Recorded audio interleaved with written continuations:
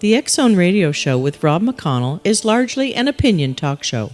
All opinions, comments, or statements of fact expressed by Rob McConnell's guests are strictly their own and are not to be construed as those of the X Zone Radio Show or endorsed in any manner by Rob McConnell, Relmar McConnell Media Company, the X Zone Broadcast Network, its affiliated networks, stations, employees, or advertisers.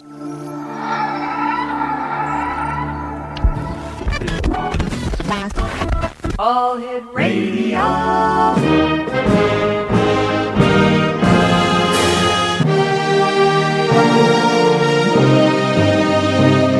Welcome to the X Zone, a place where fact is fiction and fiction is reality. Now, here's your host, Rob McConnell.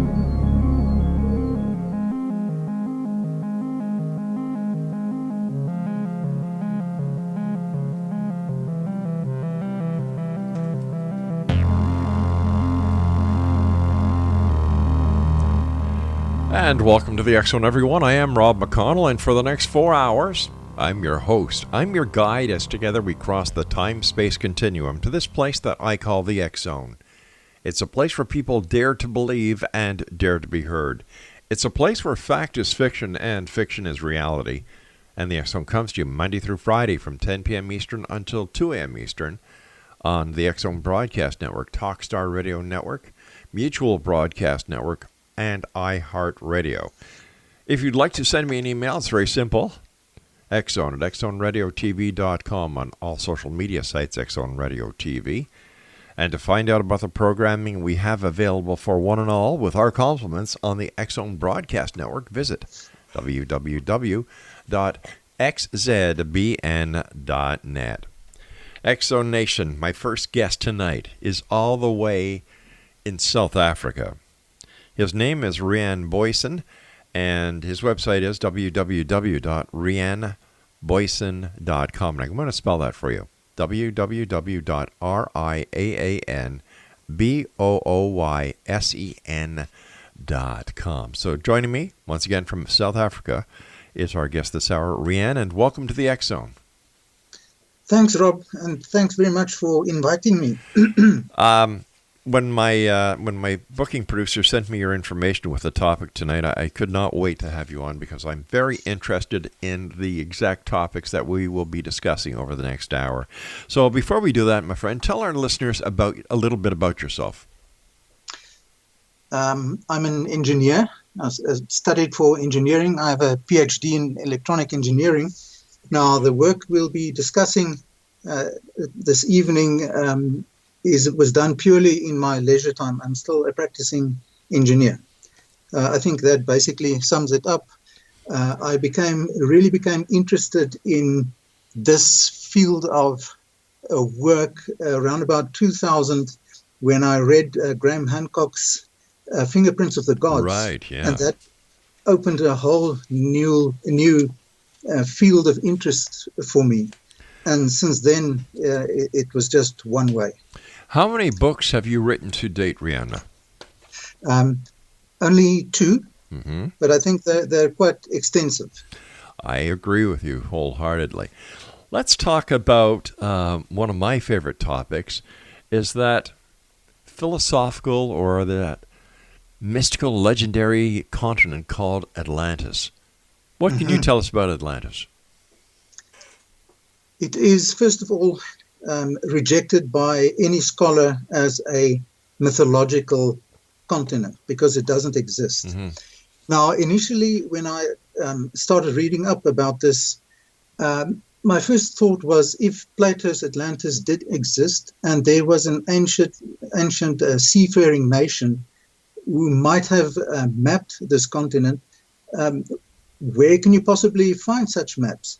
And shown on practically all the medieval maps, you'll find an unknown continent in the south called Terra Australis Incognita, the unknown continent in the south. And it doesn't exist anymore. So my first thought was, well, could this not have been Atlantis? Because it's below sea level at the moment. Now, with my studies of all the different maps, I discovered that there are actually three basic shapes of this continent. One is what I would call a solid or continuous continent, for want of a better description. Then there's one with the same outline, but it is ring-shaped. It has a sea inside of it. And then there's one that is C-shaped, and the ends of the C-shaped continent agree almost perfectly with the submarine topology of Australia and New Zealand. So that was really a massive discovery for me. Right. In the end that represents Australia, on one of the maps, one by Schöner, it shows a lake in the middle of what is supposed to be Australia. So my first thought again was, is there a way in which I can prove this? So I wrote a program and electronically started filling up a depression at more or less that point in Australia.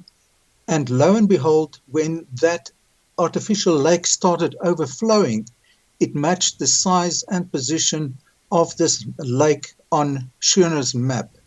But I think even more importantly than these three maps, first of all, I have to say, on the forums where I've discussed this conclusion of mine, I every time asked, how is it possible that these three shapes could have been drawn by independent people, but they're correlated? It's the same as if I tell you there's a planet in a distant galaxy, and I ask 5 people to draw me the shape of a continent. It won't be correlated. Here we have 3 shapes of one continent, and they agree very well. And what it basically shows is a continent that was above sea level. The sea level rose, and then the sea started infiltrating a plain, the central plateau, and eventually even that plateau got flooded, and what remained was just the 2 ends, like a sea. Now, the last map perfectly matches Plato's description of Atlantis. It had an opening at one side. It had an oblong shape of the plain. It had extremely high mountains around it, which is what we have now that it's all submerged. So it matches Atlantis in many respects. One of the objections to my theory was that everything that the plateau that I'm referring to is now 4,000 meters below sea level. How is that possible?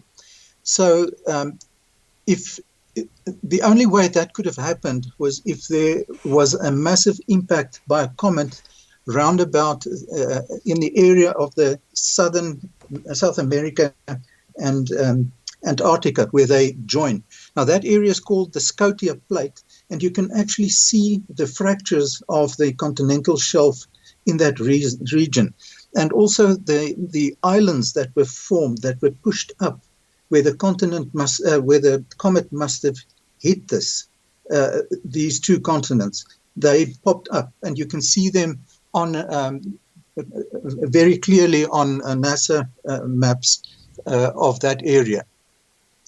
But very specifically also, if you look at Mercator's 1569 world map, there is a bulge on the western coast of South America. And all the commentators, all the academics and the scholars state that that's pure fantasy on behalf of the ancient cartographers. But once again, if you look at the submarine topology of that area, you can clearly see a mountain range in exactly that location. So that's also 4,000 meters below sea level. So my theory is a comet must have hit the Earth in that region, and that whole area must have been forced around about 4,000 meters below sea level. So we're talking about the area in South America now? Yes. Okay. The west coast right. bulge of South America, and then at the southernmost tip of South America, that's where the Scotia plate lies, and that's where the impact must have occurred. So we're talking about the area around Cape Horn. Yes. Okay. Let me just see. Ancient legends of that time, mythology, that's what it's called. Right. They do not mention any stories about Noah's Ark, but they relate that the sky fell and that they had to flee and hide in caves. Right. And instead of sending out a dove to see if they could return or leave the caves, they had to take a branch and stick it out to see if it was still catching fire. So the sky literally must have fallen, or that was what it would have looked like to them. All right, stand by, RIAAN. We have to take our first commercial break for this hour. Exo Nation, my guest this hour is RIAAN BOOYSEN. He is in South Africa, and we're talking this hour, or this part of the show, I should say, about Atlantis. Myth, fact, or legend? Our investigation into the existence and the possibility of the actual existence of Atlantis continues when we return from this commercial break here in the X Zone with yours truly, Rob McConnell, from our broadcast center and studios in Hamilton, Ontario, Canada. This is the X Zone, and I am Rob McConnell.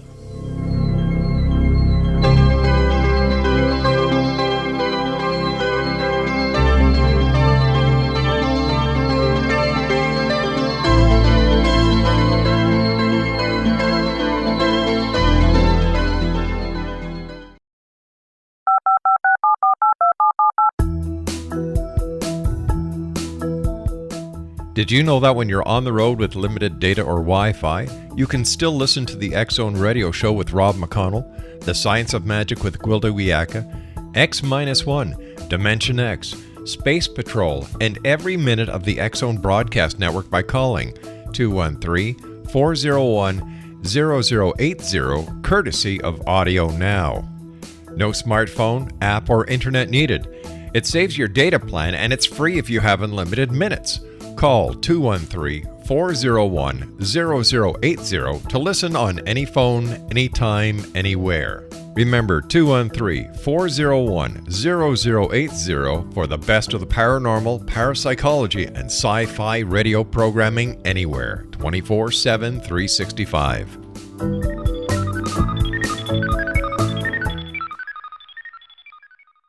You have heard of the X Zone? Now watch it on Simul TV. Plus 500 video games, live TV channels, free video on demand, worldwide, and more. Does this sound like tomorrow's television? Well, it is, but you can have it today, right now. It is Simul TV. Simul TV offers what the others only wish they could provide. 15 exclusive channels like X Zone, sci-fi, and horror. We are worldwide. No other provider offers that. 500 built-in video games. No need to have an extra expensive system. We have them included. Free video on demand. Live streaming events from around the world. Interactive online network, and much more. Tomorrow's TV today. Simul TV. Sound too good to be true? Well, it's not. You can have Simul TV today. Sign up at simultv.com. Do it today.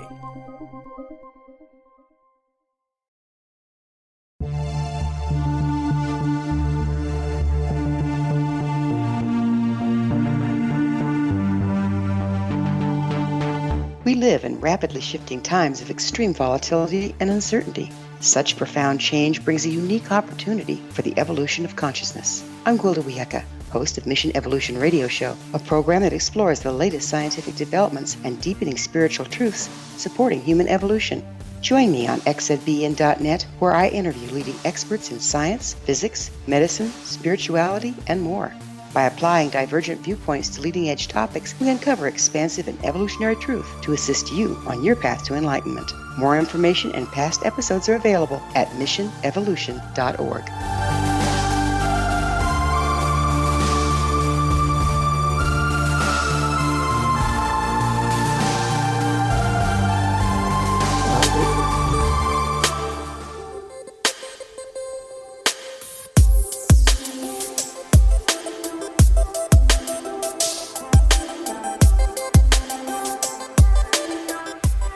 And welcome back, everyone. We're talking to RIAAN BOOYSEN. His website is www.riaanboysen.com. And before we went to the commercial break, we were talking about how it might be possible that there was a meteor or something that came from the skies that actually plunged into the most southern part of South America. Am I correct?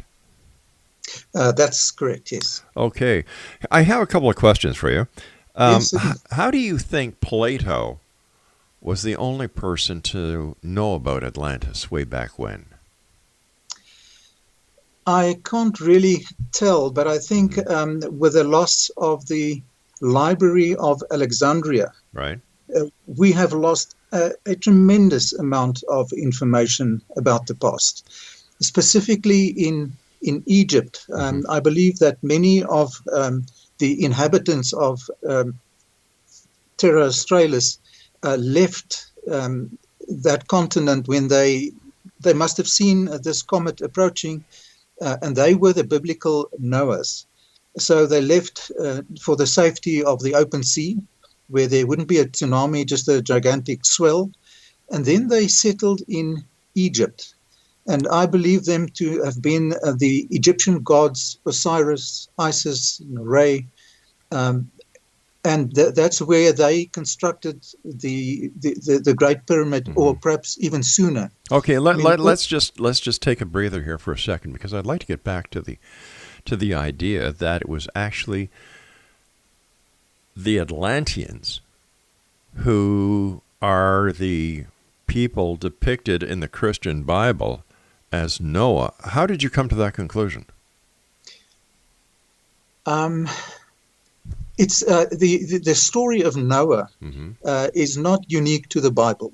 There exist about 85, if I recall correctly, independent versions of this Noah story, right, and also the flood, creation myths. Now, in my opinion, the flood came first, and the creation, which the earth was dark, and then the waters receded, and so forth, that came after this gigantic flood. We all know that the earth is billions of years old, not 6,000 years. Now, if I could just briefly return to the ancient maps and why I believe them to be correct. Okay. If you look at, for instance, again, Mercator's 1569 map, it shows a massive lake right in the center of the Sahara Desert. And how could that be possible? So again, I looked at the topology maps of that area, and if you start filling in the depressions and the riverbeds that lead into it, it matches the Mercator's map perfectly. So how could these people? It can't be coincidence. No. Here's a better question to ask. Here's a better question to ask at this time: is how? Well, that would explain a very mystifying find that was conducted, that was established years ago, when they started finding whale skeletons in Egypt. My goodness, yeah, I wasn't aware of that. Yes. But the period that the Sahara received lots of rain was the so-called Green Sahara period, and that dated from 7,500 to 3,000 before Christ. So that's a long, long time ago. So these maps must have been drawn even before then. And what is really a true enigma about all these maps is that they have latitude and longitude lines on them. Now, latitude you can perhaps explain, but longitude we could only, in this modern era, start measuring longitude in the late 1700s. So how were these maps, which appeared in medieval times, and they're quite accurate in terms of longitude, how did they manage to chart these maps with such accuracy? And that's an argument that has been made by other researchers who also believe that an ancient, highly advanced civilization did once exist. Now, to return briefly to your question about the connection between the Bible and the Atlanteans, Abraham was supposed to be the father of the Hebrews, or that's what the Bible tells us. But there are other sources like Tacitus. He maintains that the Hebrews were numerous under the reign of Isis, of all people. And elsewhere, Abraham is recorded as having been a giant. You're certainly aware of all the myths about the giants and the Nephilim and so forth. And if you look at the interpretation of the Hebrew name, Abraham, it could be interpreted as Ab, which is the father, Ra or Ray, which literally means to see. Right. And Am is the people. So father, Ra of the people. But wasn't Ra also the son of the god? The god of the, yes, wasn't Ra absolutely. the sun, the god of the sun? Absolutely. That's what I'm getting at.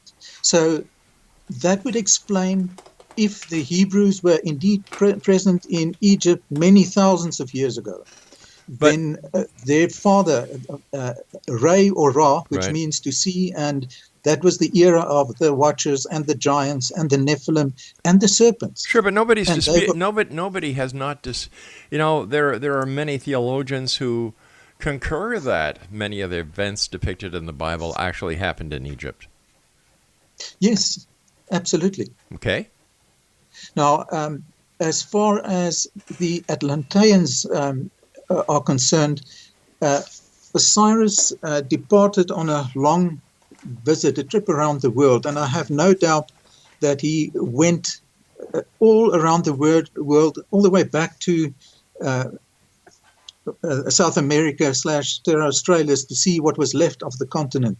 And as he went, he became known as the feathered serpent.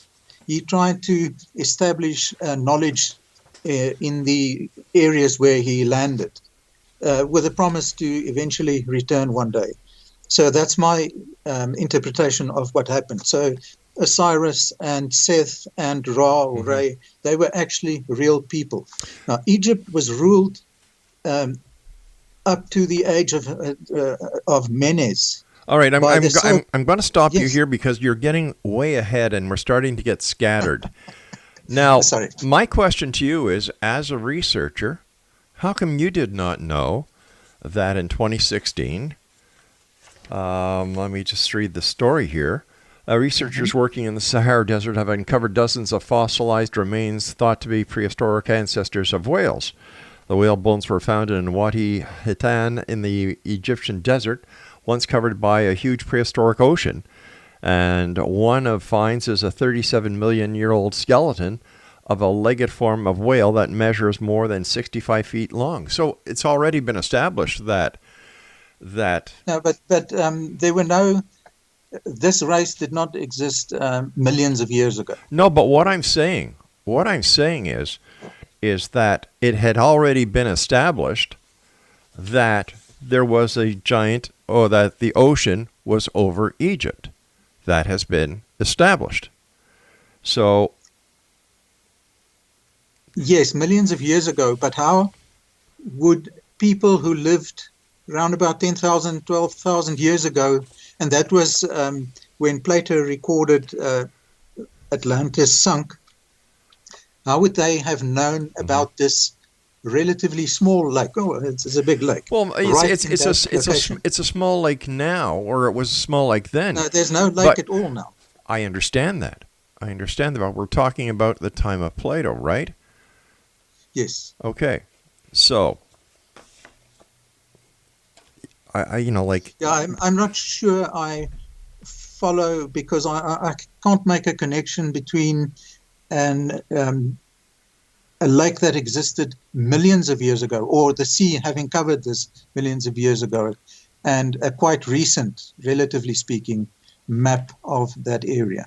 Well, how is it that Admiral Peary's map had places on the Earth that had not been discovered yet? You know, we could use the same logic in that argument as well. All these maps are not the same. There are actually quite a few different versions. Mm-hmm. Those that I chose just show the basic concept of a continuous continent, the ring-shaped and the sea-shaped, which to me demonstrates that the central plateau or the central plain had systematically been filled. In Plato's version of the Atlantis story, he, in one instance, calls it a continent, the shape of Nubia and Asia combined. I mean, a massive continent. But how could he actually say that if he could not see it? He must have had access to information. Or maybe he made it up. Well, if he had made it up, yes, it correlates pretty nicely with Terra Australis Incognita. But the key thing is whether that was actually Atlantis. These maps agree with a submarine topology. Listen, I've got to take my news break. Please stand by. Okay. You're listening to the X Zone from our broadcast center in Hamilton, Ontario, Canada. My name is Rob McConnell, and when we come back, we'll try and get back to a timeline here, because I've got to tell you something. I'm lost. I'm really lost. We'll be back. Don't go away.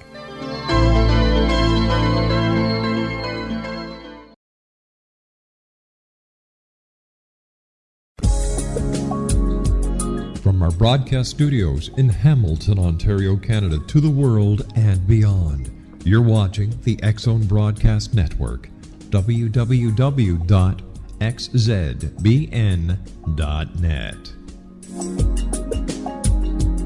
AVS Media Demo. You have heard of the X Zone? Now watch it on Simul TV, plus 500 video games, live TV channels, free video on demand, worldwide, and more. Does this sound like tomorrow's television? Well, it is, but you can have it today, right now. It is Simul TV. Simul TV offers what the others only wish they could provide. 15 exclusive channels like X-Zone, Sci-Fi, and Horror. We are worldwide. No other provider offers that. 500 built-in video games. No need to have an extra expensive system. We have them included. Free video on demand. Live streaming events from around the world, interactive online network, and much more. Tomorrow's TV today. Simul TV. Sound too good to be true? Well, it's not. You can have Simul TV today. Sign up at simultv.com. Do it today.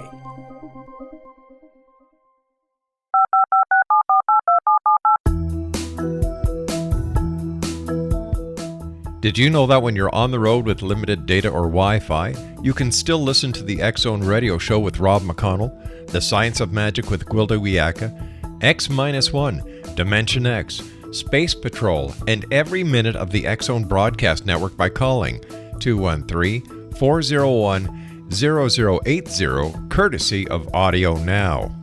No smartphone, app, or internet needed. It saves your data plan, and it's free if you have unlimited minutes. Call 213-401-0080 to listen on any phone, anytime, anywhere. Remember 213-401-0080 for the best of the paranormal, parapsychology, and sci-fi radio programming anywhere, 24/7, 365.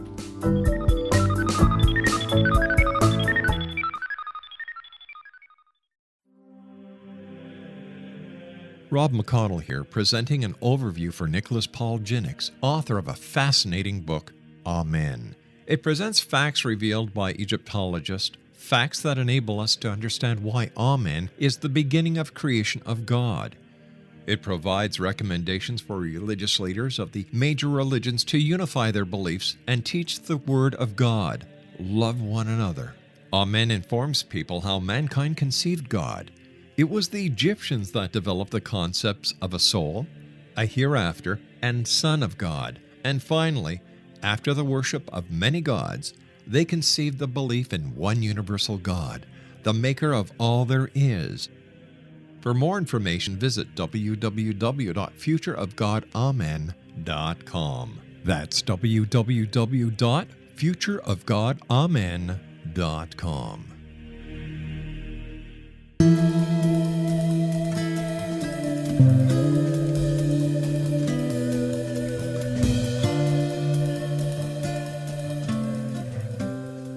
Exonation, our guest this hour is RIAAN BOOYSEN. His website is riaanboysen.com. That's RIAANBOOYSEN.com. All right, I think we're doing way too much globetrotting. So let's get back and let me ask you the question. I know that you want to talk about the maps, the credibility of the maps, and how they form part of your theory, and I appreciate that. But when it comes to the tale of Atlantis, if this story by Plato had not been picked up, nobody would have ever heard of the name Atlantis.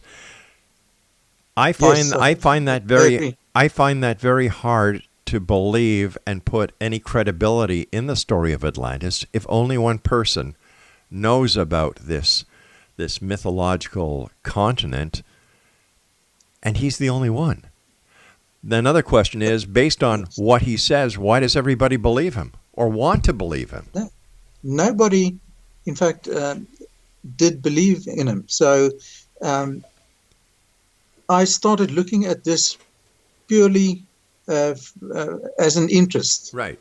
Is it possible to identify any place that might be the mythical Atlantis? Sure. And that was how I got to Terra Australis Incognita. Maybe I should just mention that on my website, I present all of these arguments in a much more logical, chronological order. So sure. If you got confused, just your listeners can just go and read that. But the point that I want to make is, for some reason, even if Plato didn't exist, but if he didn't make that statement, I wouldn't have tried to reconcile the submarine topology of Australia and New Zealand with any of the ancient maps. I don't think anyone would have noticed it. But because I was looking for it, I studied those maps in that area, and that is the conclusion that I came to. Why did you pick that area? Because that's the only continent that today is at the bottom of the sea. Aren't all continents connected under the sea? No. It disappeared. A continent that used to be I see. That used to be above Atlantis. sea, and now it's gone. All right, and where do you, based on your research, where do you believe Atlantis is now? Well, the Australia and New Zealand formed part of the mountain ranges that encircled that central plain. Okay. Now, Plato also records or states that Atlantis was a city which was encircled with water, and they had to build bridges.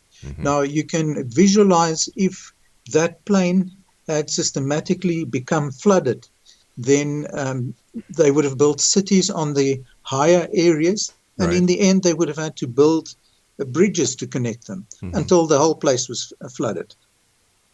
So, from that perspective, it's not just an island; it's also a continent. Have there ever been any artifacts found in that area around New Zealand and Australia that could be tied to an ancient civilization like Atlantis? I don't think so, but I don't think anyone would have been looking for it. Remember, these would have been mountains, or consider that these mountains would have been 4 kilometers high. So there wouldn't have been much human activity up there, I think. I can only surmise. All right, but once again, if we're talking about a continent that had a fair number of civilians, would it not stand to reason that archaeologists or explorers or submariners by this time would have found some artifacts? Yes, I've thought of that possibility, but that plane would now be covered by sand. So it would be very difficult if you could take radars down all the way and see or look through the sand that's covering that plane. Then maybe you'd be able. But also that's the place where the comet or the meteor struck that area. So very little would have been left intact. All right. Buildings or likewise. All right. Let me ask you this question. Is there any record of any kind about a meteor or some other object that entered the Earth's atmosphere that went or that was in that area of New Zealand and Australia? I can't quite see how that would be relevant, because if this meteor had skimmed off the Earth, then its path would have been changed dramatically. Okay, if that meteor would have skimmed, there have been other meteor hits that have been recorded over millions of years ago. I'm just wondering why this particular meteor strike has no evidence of its existence or it ever happening. And why would you think that the meteorite came in at such a trajectory that it skipped off? Well, the other option is that it penetrated the Earth itself, but I think that is unlikely. I can't remember the names, but if you look at the maps of that part that now exists, there are islands that form almost a circle at the end, as if they were pushed up. And as I said, the Scotia plate looks fragmented. Right. Huge blocks. And there are actually submarine ridges. I haven't included them here or discussed them here nearby, where you can see these ridges must have been formed over millions of years, but there's a sudden displacement of probably 1,000 kilometers, an abrupt displacement. It is the same submarine ridge. All right. Well, so something must have happened there. Or was it strictly the tectonic plate movement that caused the ridge that is, 1,000 miles long, you would say? Yeah, the offset. Okay, the offset. And then when we look at the San Andreas Fault in California, it looks the same. So, once again, how do we know it was not a natural occurring tectonic plate movement that created this ridge? That is in part due to the myth about the sky falling and the ice forming so quickly with the sea boiling. All the steam that would have been released, and in pitch black darkness with extreme cold, the ice cap would have formed very rapidly. But I see what your point is. How would you then explain the similarity between these ancient maps and the ocean bed, also taking into account the mountain range on the west coast of South America? Well, for one thing, I'm not an oceanographer. No, but nobody is supposed to have been aware of that. I mean, how would the old cartographers have been aware of that?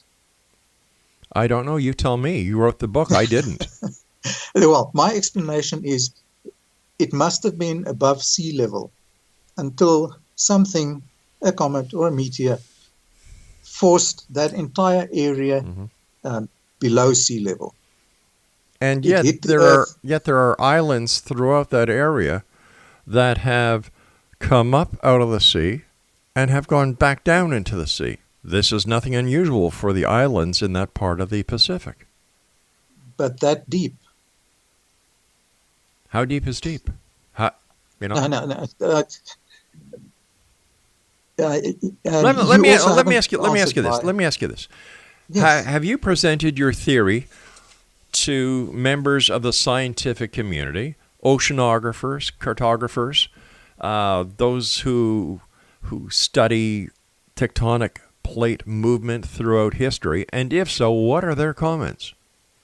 No, I have not really attempted to. What I've done Why not? I've participated on many forums where all kinds of people participate, and they, like you, are a bit skeptical about my theory. It's not skepticism. When somebody makes a statement, they need to be held accountable to provide the evidence to substantiate their claims. Well, Now, wait a second. When you say that you've participated in forums, are we talking about internet forums? Yeah.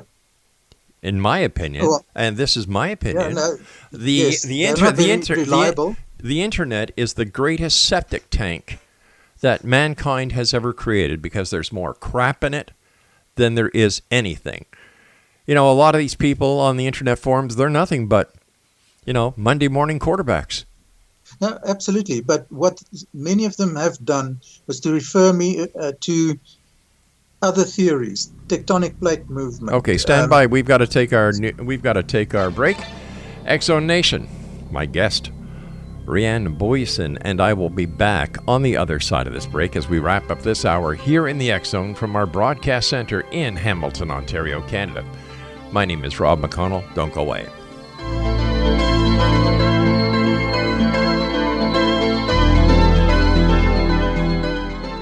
You have heard of the X-Zone? Now watch it on SimulTV, plus 500 video games, live TV channels, free video on demand, worldwide, and more. Does this sound like tomorrow's television? Well, it is, but you can have it today, right now. It is SimulTV. SimulTV offers what the others only wish they could provide. 15 exclusive channels like X-Zone, Sci-Fi, and Horror. We are worldwide. No other provider offers that. 500 built-in video games. No need to have an extra expensive system. We have them included. Free video on demand. Live streaming events from around the world. Interactive online network, and much more. Tomorrow's TV today. SimulTV. Sound too good to be true? Well, it's not. You can have SimulTV today. Sign up at simultv.com. Do it today.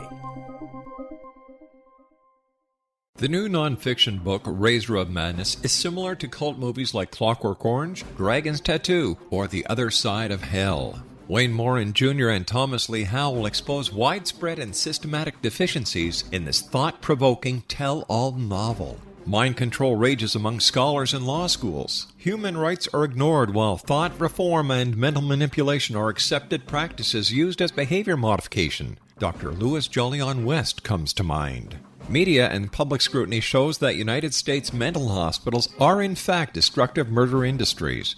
Razor of Madness expose novel details this epidemic through an in-depth professional and personal investigation. For decades, there has been a revolving door policy that still releases killers and pedophiles back into society. The maestro of mind control continues to haunt America to this very day. Razor of Madness is available in paperback or as a downloadable ebook at Amazon.com.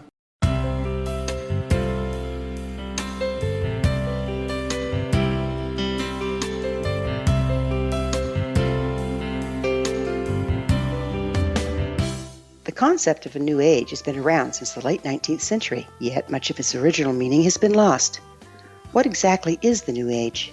Is it a religion, a collection of obscure esoteric practices, a series of doomsday predictions, or an astrological event? The New Age Chronicles is a unique complementary publication bringing reason and grounded information to separate fact from fiction. Chock full of valuable information to support you as we make the monumental shift into the new era. You won't want to miss a single innovative issue. The New Age Chronicles newspaper is coming soon to www.newagechronicles.com.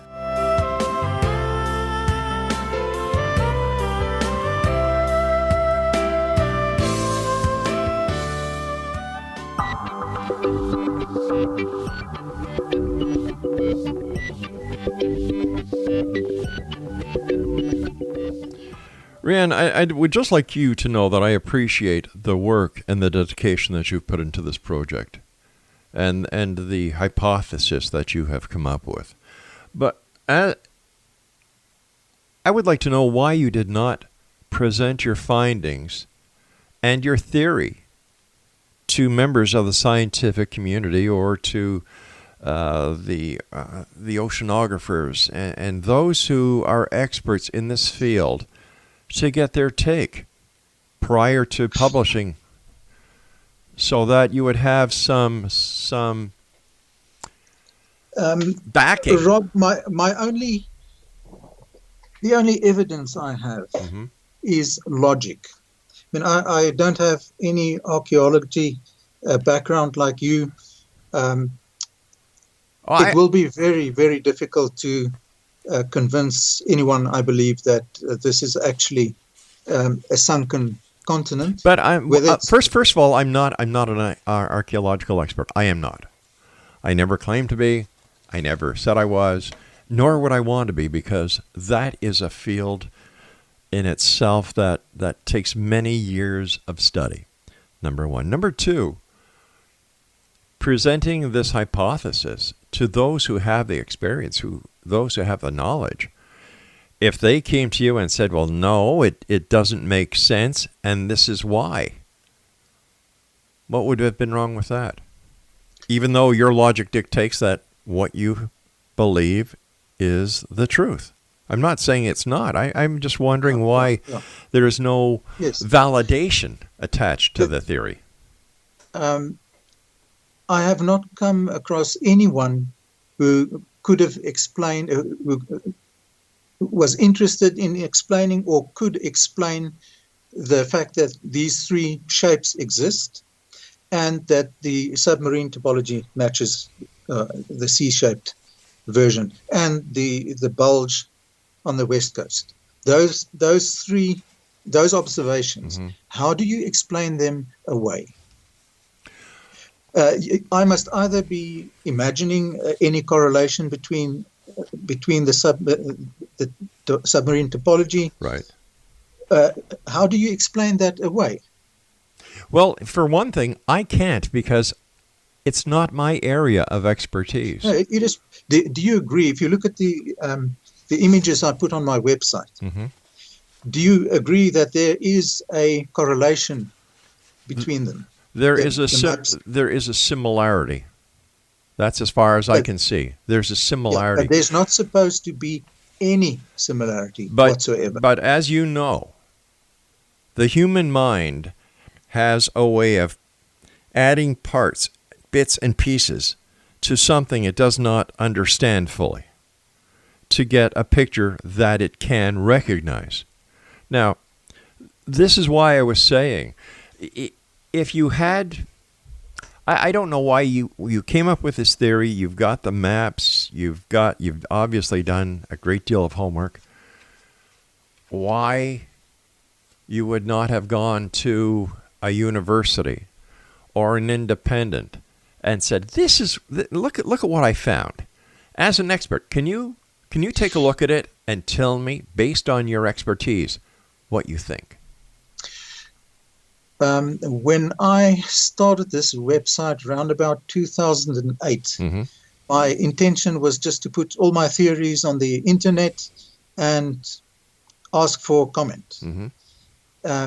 Eventually, I realized that I needed to start writing them up.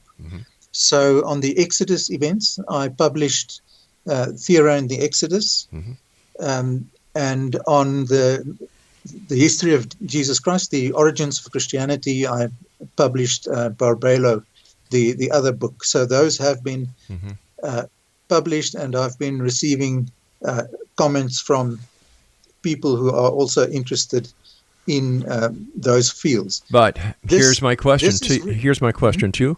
At this point, have you received comments from experts in those fields as to their reviews of your findings? Because experts always love to have peer reviews in peer-reviewed articles that prove them right. Yes. I come from a scientific background. Right. I've published several articles myself. Okay. So I understand that fully. Sure. So why didn't you go that route? With this or with the other work? Well, doesn't matter. Either one of them. I can tell you, I have approached some of the professors at theology departments. Right. And they don't even bother to respond. And I believe part of the reason is if they were to acknowledge any of the conclusions that I have made as the truth, they would simply be out of a job. So does that mean that the truth is being suppressed as to what? I think they are in many instances not aware of it. Now, I don't think we have time to touch on that now. But I have considered properly trying to write this up beyond this, but I am sort of expecting the response I got from you, which is practically disbelief. The only evidence, as I said, that I have is logic.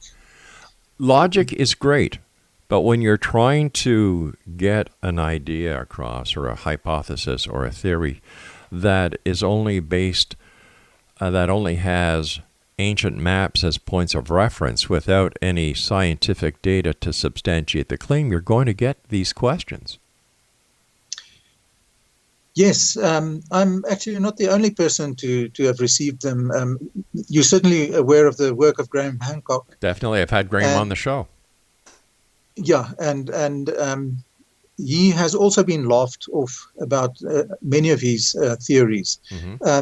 He, in fact, pointed out that longitudes, the measurement of longitudes was only invented in the late 1700s. So how was it possible to be on all these ancient maps? So I'd like to ask all the modern cartographers how they think it was possible to do so. And have you asked them? No, I haven't. Why not? It's a very good point, and perhaps I should make a point of doing so. My goodness, I think here, my friend, you've put the cart before the horse.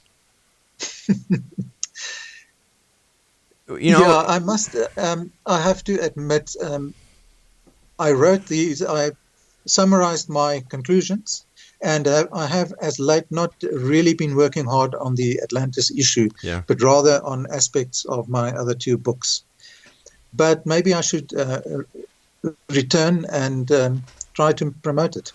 And I think your show, this radio talk show, will be tremendous.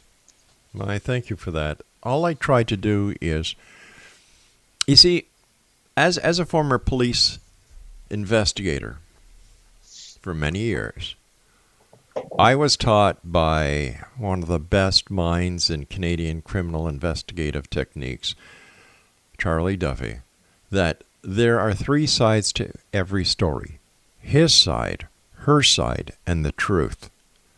And as an investigator or a researcher, journalist, publisher, whatever, I believe that the public are owed to find out what that truth is. Yes, absolutely. And this is why I ask the questions I do, because I want my listeners to get the information that they can form their own opinion. Not your opinion, not my opinion, because all I am is I'm the spokesman for the X-Zone Nation. Yes. Can I ask you a question? Sure. As a police officer? Sure. You must certainly be aware of circumstantial evidence. Definitely. So if we look at the Terra Australis only, then yes, you can challenge it. If we look at the west coast only, yes. If you look at longitudes only, maybe. If you look at that lake in the center of the Sahara only, then yes, you can challenge each and every one of them. But if you put them all together, it must certainly tell you, isn't there something going on here? You're right. And as a police officer, what I do is I bring in my team of forensic experts. The people who have the knowledge, the ability, the scientific know-how to take a look at that circumstantial evidence and tell the investigation whether or not it is true evidence or it has nothing to do with the case at all. And I think this is where we are missing that element in what you're talking about, because there's a lot of circumstantial evidence, but there is no direct evidence. I actually don't expect to find any direct evidence. I would not know what to be looking for. That's where you should call in the experts. We have to say so long for tonight. I want to thank you for joining us. And, wow. If you'd like to get more information, Exo Nation, or if you'd like to visit this gentleman's website, it's www.RIAANBOOYSEN.com. He has a theory. He has his beliefs. But are they legitimate or not? Are they based in fact? Or are they based on his own personal beliefs and what little evidence he has to substantiate the claims that he's making? And why in the name of God do we still listen to a philosopher from way back when who tells us about a mythical legend of a continent called Atlantis? I'll be back on the other side of this break. Don't go away.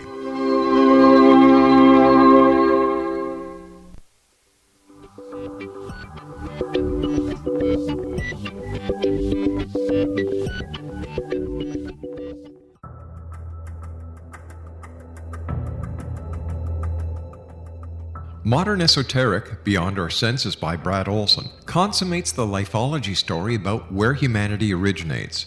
It is the lost continents, the primitive wisdom, the mythos of creation, and the rethinking of ancient history as we are taught in academia. There is much more to the story than what we have been told. As this is the first book in the Esoteric series, Modern Esoteric starts at the beginning of time and accelerates up to this modern age. Future Esoteric is book 2 in the series and takes a forward-looking position ahead of today with an open and honest examination of the ET issue and various unexplained phenomena. To discover the writings of author Brad Olson, visit www.bradolson.com. That's www.bradolson.com.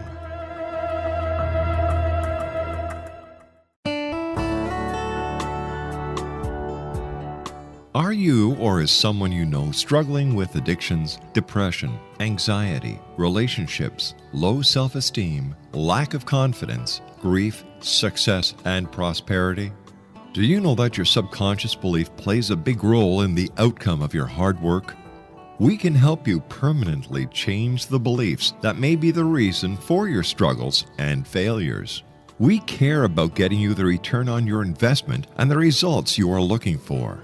We can help you be free of the limitations of your past and in realizing your highest potential. We work with people by phone and Skype. For more information, visit us at www.ritasoman.com. That's www.ritasoman.com.